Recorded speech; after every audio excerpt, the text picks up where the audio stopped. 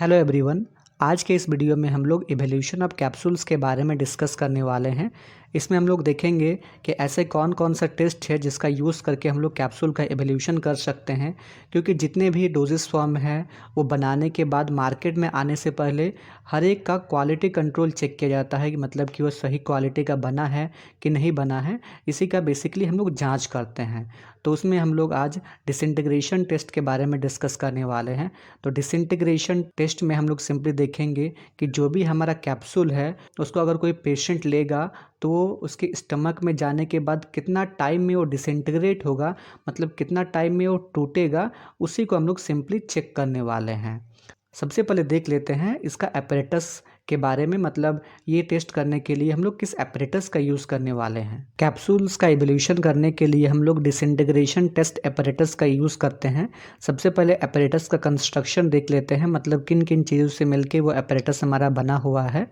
The apparatus consist of 6 glass tubes about 3 inches long, 21 mm in diameter and 2 mm in thickness।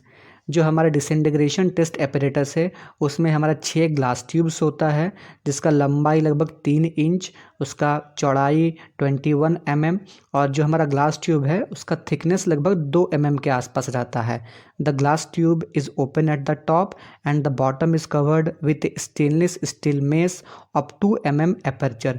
और ये जो glass tube है ये ऊपर से खुला हुआ रहता है और नीचे इसका एक मेस यानी कि जाली लगा हुआ होता है और इस जाली का एपर्चर साइज लगभग 2 mm का रहता है। A metal rod is fixed to the center of the basket and attached to a mechanical device which moves up and down through a distance of 2 inches। जितने भी हमारा ग्लास ट्यूब्स है उसके centre में हमारा एक मेटल रॉड अटैच हुआ रहता है, जो कि एक मैकेनिकल डिवाइस कह सकते हैं कि एक मोटर से अटैच हुआ है और जो कि इसको लगभग 2 इंच ऊपर और 2 इंच नीचे करवाता है। The assembly is suspended in the beaker containing 1000 ml of a liquid medium. और ये जो पूरा असेंबली हो गया इसको हम लोग एक बीकर में रखते हैं जिसमें कि हमारा 1 लीटर लिक्विड रहता है। The basket rack assembly should be raised and lowered between 28 to 30 times पर मिनट इन लिक्विड। और ये जो पूरा बास्केट रैक असेंबली होता है इसको हम लोग 1 मिनट में लगभग 28 से 32 बार ऊपर नीचे करते हैं। Below the beaker there is a heating device which maintains temperature of liquid at 37 degree Celsius ±2 degree Celsius. और इस बीकर के जस्ट नीचे हमारा हीट करने के लिए एक हीटिंग डिवाइस लगा हुआ रहता है, जो कि इसका टेम्परेचर को 37 डिग्री सेल्सियस और इसमें ±2 डिग्री सेल्सियस मेंटेन करके रखना है, हमें ही रखना पड़ता है। There is a separate arrangement of knobs for time setting and temperature control. और टाइम को कंट्रोल करने के लिए और टेम्परेचर कंट्रोल करने के लिए हमारा अलग अलग नॉब्स दिया हुआ होता है। ये तो हो गया मशीन का कंस्ट्रक्शन। नेक्स्ट देख लेते हैं जो हमारा मशीन है वो कैसे वर्क करता है, कैसे हम लोग कैप्सूल का इवोल्यूशन करेंगे। 6 capsules are placed in each of the 6 tube of the basket.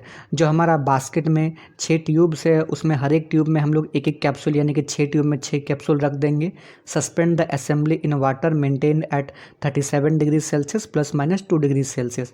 और इस असेंबली को हम लोग वाटर में सस्पेंड करेंगे जिसका कि टेम्परेचर 37 डिग्री सेल्सियस के आसपास मेंटेन है। Do not use the disc for hard gelatin capsule except when the hard gelatin capsule float on the top of the water, the disc may be added. अगर हम लोग hard gelatin capsule का evolution कर रहे हैं तो उसमें हम लोग डिस्क का यूज़ नहीं करेंगे। डिस्क जैसे कि आप इमेज में दिख रहा है ये हमारा ट्यूब्स के साथ ही रहता है। अगर बाई चांस वो कैप्सूल अगर फ्लोट कर रहा है, पानी में तैर रहा है, बाहर निकल रहा है, तो उसमें हम लोग डिस्क का यूज़ कर सकते हैं। For soft gelatin capsules disc may be used. और सॉफ्ट जिलेटिन कैप्सूल्स के लिए हम लोग डिस्क का यूज़ करेंगे। Operate the apparatus for 30 minutes in case of hard gelatin capsule.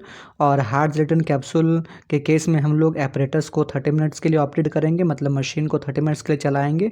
And for 60 minute in case of soft gelatin capsule.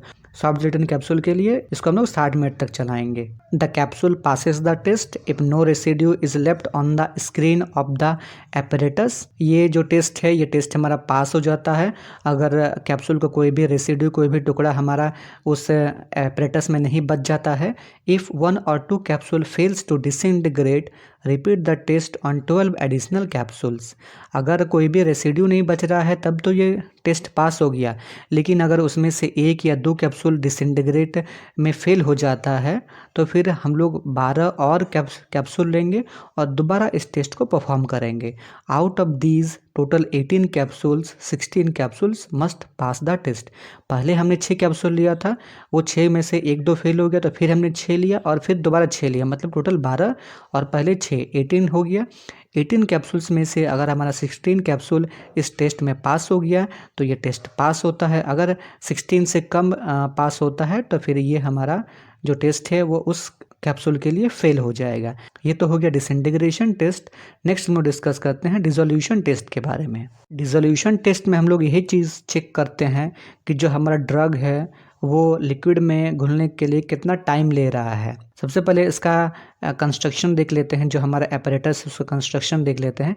इस test के लिए हम लोग रोटेटिंग बास्केट एपरेटस का यूज़ करते हैं, जिसका कंस्ट्रक्शन है ए cylindrical covered beaker made of glass. इसमें एक सिलेंड्रिकल बिकर रहता है जो कि ग्लास का बना हो रहता है और ये ऊपर से कवर रहता है। The capacity of the glass is about 1000 ml और ये जो ग्लास है ऐसा कैपेसिटी लगभग 1000 ml 1 लीटर रहता है। A steering shaft is placed in the beaker which is fitted with motor at upper end. और इस बिकर के साथ एक स्टीयरिंग शाफ्ट मतलब घूमने वाला शाफ्ट रहता है जो कि ऊपर से मोटर से फिट रहता है। To the lower end of the shaft a basket is fixed और ये शाफ्ट के नीचे जैसे कि आपको दिख रहा होगा एक बास्केट फिक्स है, इसी में हम लोग कैप्सूल को रखते हैं। The cylindrical stainless steel basket is made of a woven wire with aperture size of 425 micrometer. और ये जो सिलेंड्रिकल स्टेनलेस स्टील का बास्केट रहता है ये वायर का बुना हुआ रहता है, वुवन रहता है, जिसका कि एपर्चर साइज लगभग 425 माइक्रोमीटर रहता है।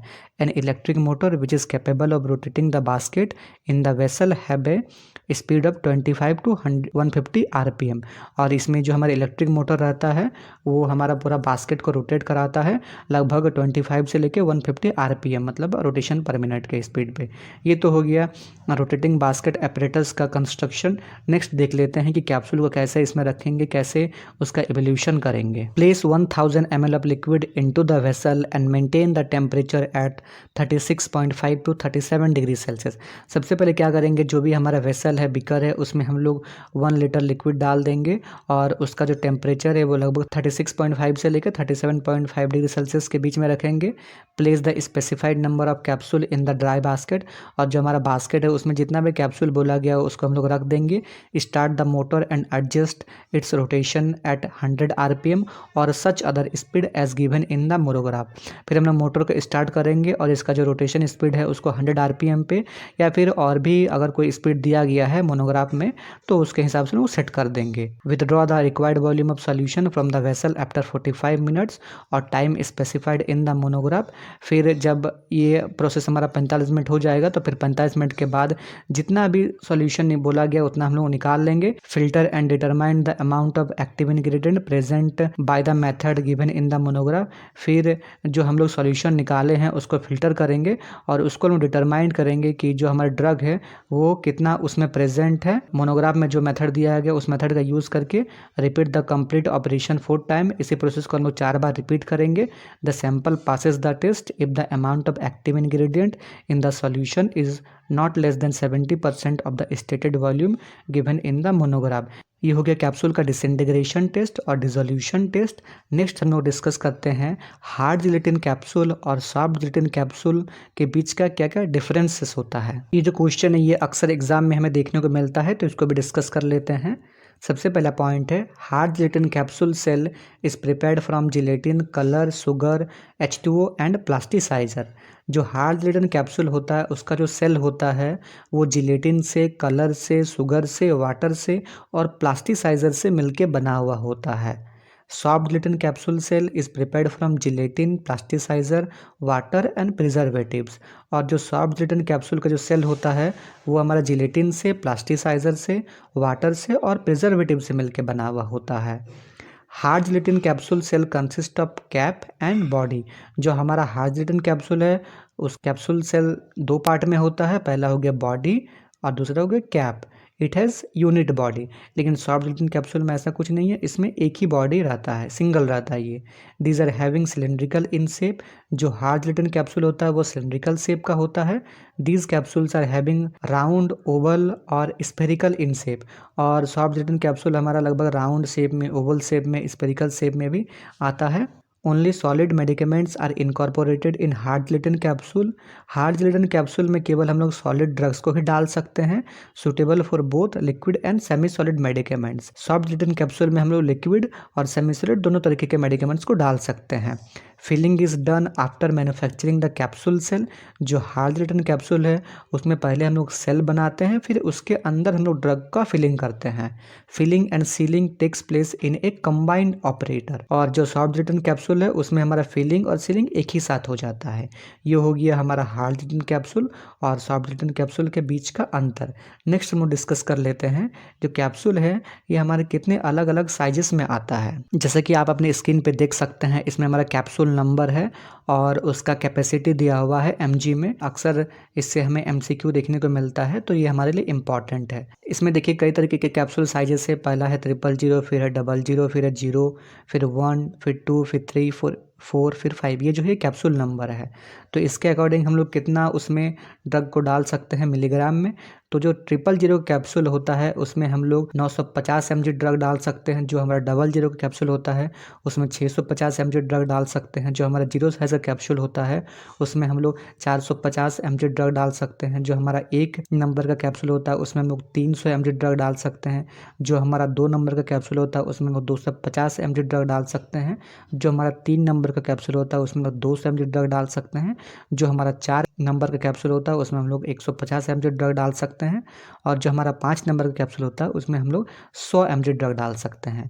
तो ये हो गया कैप्सूल का नंबर और उसका कैपेसिटी इन mg में। इसमें जो सबसे बड़ा कैप्सूल का साइज़ है वो हो गया 000 और जो सबसे छोटा कैप्सूल हो गया वो हो गया 5। ये हो गया कैप्सूल का साइजेस।